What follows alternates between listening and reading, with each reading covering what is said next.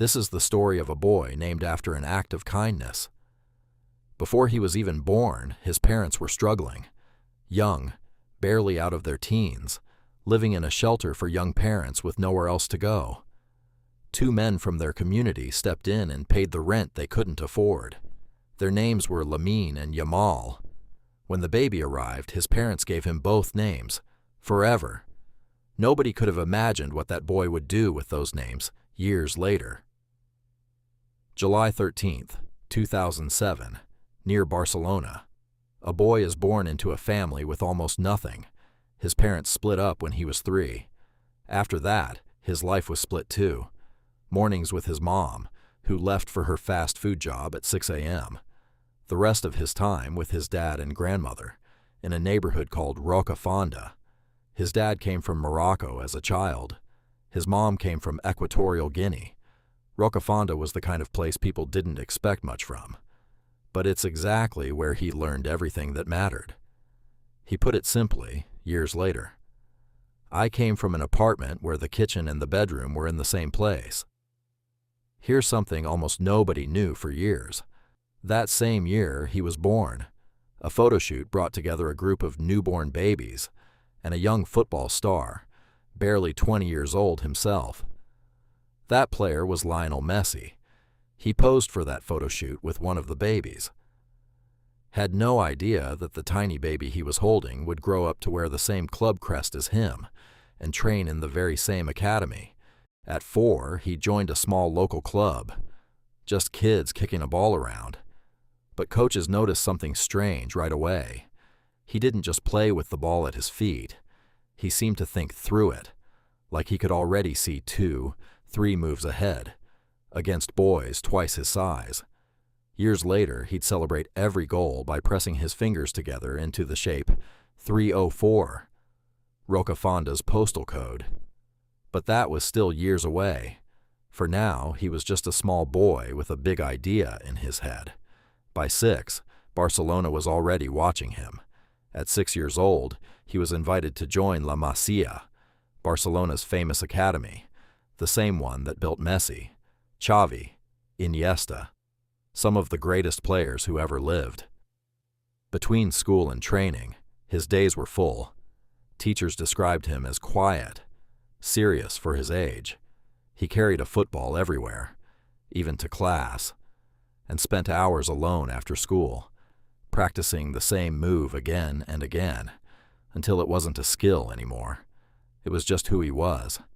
As a kid, he had 3 idols, Ronaldinho, Neymar, and Messi. Posters on his wall, videos he'd watch again and again. He had no idea how much his path would one day cross with theirs. 9 years passed. The quiet boy from Rocafonda grew into a teenager who could no longer be ignored. April 29th, 2023, 15 years old, he made his first team debut for Barcelona, the youngest in over 100 years of the club's history. A few months later, he scored against Granada, youngest goal scorer in the history of Spain's league. Then came September 2023, his first game for the Spanish national team. 16 years old. He scored that same night. Youngest player, youngest goal scorer. Both records, 1 match. By his 18th birthday, Barcelona handed him a contract that would keep him at the club until 2031. This wasn't just hype anymore. This was a club betting its whole future on one teenager. He never hid where he came from.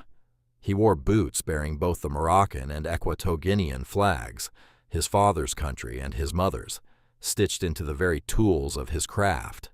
Spain taught him the game, but Rocafonda, Morocco, and Equatorial Guinea made him who he was, and he wasn't going to let anyone forget it. For a neighborhood dismissed for years as forgotten and stigmatized, he became something they'd never had before. Proof that greatness didn't care where you started. Euro 2024. He was the youngest player to ever step onto the pitch at a European Championship. Then came the semi-final against France, a moment that stopped the entire tournament. He curled in a stunning equalizer, becoming the youngest scorer in the competition's history. Spain reached the final. He assisted the winning goal against England. One day, after turning 17, he lifted the trophy. The youngest player ever to win a major international tournament, younger even than Pelé had been. By 2026, nobody was surprised by him anymore. They just expected greatness. He arrived at the World Cup still recovering from an injury. 18 years old, a doubt for Spain's opening games. The injury had come just weeks before the tournament, a hamstring strain that kept him out of Barcelona's final matches of the season. For a player who relied on speed and sharp turns, it was the worst possible timing. Doctors gave cautious estimates. Recovery could take anywhere from 2 weeks to 2 months. Nobody could say for certain if he'd be ready in time. He spent those weeks doing what he'd always done, quietly, alone, putting in the work nobody saw. Physio sessions before sunrise, careful, controlled training, no shortcuts. When Spain's squad list for the World Cup was announced, his name was on it. Whether he'd be fit enough to play was still, at that point, anyone's guess. He came back exactly when Spain needed him, carried their attack through the group stage, then through the knockouts, with the same calm he'd shown since he was 16.